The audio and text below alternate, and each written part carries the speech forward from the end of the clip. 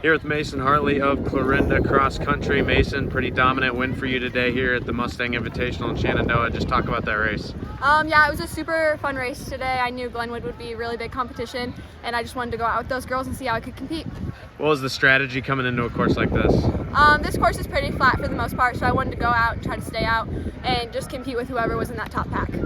Talk about the top pack. When were you able to kind of pull away from everybody? About the start of the second mile, I started to pull away, I think. That was my whole goal too, so just stay with them in the first mile, try to see where I can do in the second. It was a pretty good showing from Maya Hunter as well in the top three there. What do you have to say about just kind of how the team's been performing lately? Definitely, we have a really good team. Today our 2 and our 4 runner didn't run today, which was kind of a bummer, but that's all right. We're gonna get them healthy and help our team during districts and everything. But Maya's race was really good today, and I'm really proud of what she could do. The postseason obviously looming. Just talk about kind of how you're planning to approach the next couple weeks as the postseason gets closer. Definitely, our team as a whole just needs to get our times down and see how we can compete with other bigger schools. All right, thank you, Mason. Congrats. Thank you. Here with Lauren Hughes of Glenwood Cross Country. Lauren, you're on the top finisher on the winning team today, and you were the overall runner-up. Just talk about how you feel that race went. I felt really good that race. The weather was really nice, and it's about that time where you start peaking, and I think me and my team are all getting to that point. Yeah, talk about this course today. Obviously a pretty tough one. Just talk about your strategy coming into it and how you were able to execute that.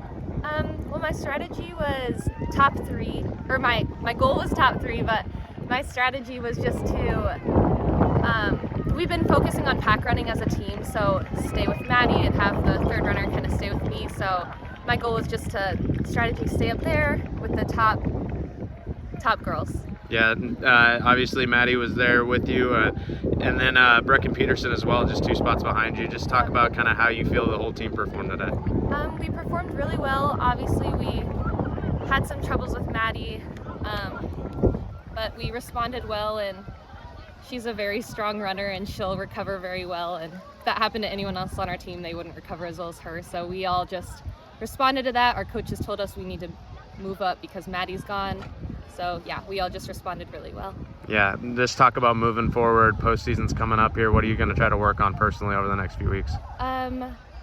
Keep improving my time. I want to try and break 20 minutes and qualify for state, obviously as a team and individually, and hopefully place at state as a team. All right, Lauren, congrats. Thank you. Thank you. Here with head coach Marissa Clint of Glenwood Girls Cross Country. Coach, pretty comfortable win here today in Shenandoah. Just talk about how the girls raced. Really well, considering our number 1 runner went down about halfway through. All the girls responded so well to that. We were telling them, hey, we need you to do everything you possibly can, and they did. And we are so proud of them for that. Sending all our love to Maddie, hoping she's feeling better soon. Yeah, absolutely. Talk about the 2 in the top 4 there. Lauren Hughes, the runner-up, and then Brecken Peterson comes in 4th, really close to 3rd as well. So just talk about their performances today. We've loved watching them improve. We've been talking about closing that gap between Madeline, Lauren, and Brecken, and even our 1 through 5. So to see them close that even more today was just amazing. It's what we've been working for. You mentioned a couple weeks ago when I interviewed you about the chemistry between this team. It feels like it's hitting its stride right now, so just talk about that. Absolutely. As you can see, we had a bunch of girls over. As soon as they heard Madeline was down, they all come running together trying to find out what's going on, what they can do. So there's a lot of love between every single girl on this team, and that's something that Coach Huey and I absolutely wanted to instill in our girls because that is so important. Talk about today, coming into this race, what your message to the girls was in terms of the course and strategy. So every meet, Coach Huey and I try to brainstorm some small little saying we can say to them. And it just so happens today was just heart and spirit. And as soon as I said that, the girls pointed out it's actually our red out. And I was like, that works perfectly with our awareness for heart disease. So heart and spirit was the message today. Awesome. And just talk about the team moving forward. Obviously the postseason is looming. Just talk about what you guys are going to work on, how you're going to prepare over the next few weeks. We still want to work on closing that gap. The girls are doing better with that. Something we want to keep pushing for. The speed in the last 2 miles, making sure we can keep that and just staying healthy and being strong. All right. Thank you, Coach. Congrats. Thank you. Here with Ethan Eichorn of Lewis Central Cross Country. Ethan, pretty comfortable win for you today here in Shenandoah. Just talk about it. I knew coming in Riley Blay from West Nottoway was going to be really good competition. I ran for them for about the whole race today, so I just wanted to come in and run like a smart race. I got out too hot. No, just try to stay on like his hip or something. And he ran a really smart race. He put in a couple surges during the race where he almost lost me, but I knew I had to battle throughout. And come up this last like 800 meters left, there's a big hill, and I tried to just drop him right there, and it worked out for me. Yeah, was that, I mean, did you know coming in that would be the strategy, or was that kind of adjust on the fly?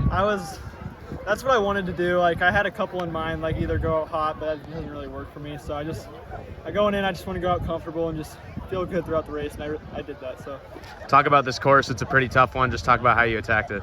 It's a pretty fast course. It's a little short, so it's kind of easy to run fast on, but the ground's not great, so it's kind of hard to run fast on. But there's a couple of hills that are really tough, like back around mile and a half mark. There's one that's really long that really challenges you.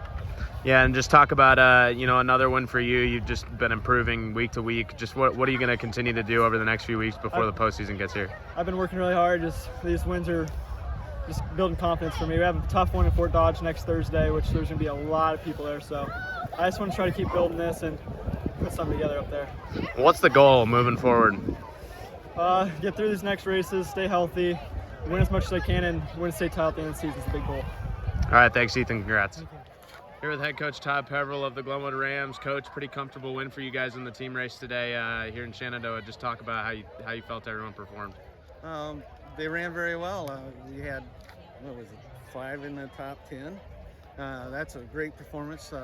We're trying to close in on Lewis Central's top 3 guys, and it's a battle. It's going to be fun to see what happens in the every meet that we run now. We're going to be up against Lewis Central, so it'll be a good barometer for us, see how we're gaining and getting ready for districts. Talk about Brian Keller, just how you felt that he performed today, and staying up there with Eichorn and Blay. It was pretty impressive from him. It was, the pace was a little bit quicker than what he's used to, so he was back a little bit, about 10 yards on the first mile, and he was having a hard time closing in, and then he hung in there, and he's getting closer. He's closing in. Well, Eichorn just ran brilliant today, so hats off to him.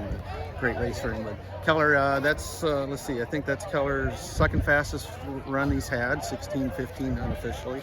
But yeah, he's had 3 races now, right around 16:15, 16:12. So he's doing well. Yeah, and just talk about the team up and down, who you felt kind of maybe surprised you, maybe thought you had they had a really good performance. Well, our freshman, now I'm drawing a blank, Kevin Coots, he was our 4th runner, and he ended up 9th overall, 17:03. He's coming on really well. Yeah, once he figures out how to race and get used to that fast pace, he's in the last 2 weeks ago, he dropped 50 seconds off his time, and now he's hit both of them at about the same time he did the last meet. So a couple more times, and he should be ready to go. And Liam, he's been off and on being sick a little bit, and he took 9th. He was our 3rd runner, and he's running very well too. But the big surprise, I'd say, was our 5th runner, Dylan Anderson, a senior. He was just, let's see, where was he? He was 16th and ran 17:35. That's his fastest he's ever ran. So I'm very proud of them. Yeah, and moving forward, postseason's coming up. How are you guys feeling? What are you guys going to work on? It's home for our postseason for a state qualifying meet. We're just making sure we run our course correctly. If you don't run it right, it's going to add a lot of yardage to you. So we're working on that part and just trying to get our foot speed at the end, and we'll see what happens. All right, Coach. Thank you and congrats. Yep, thanks.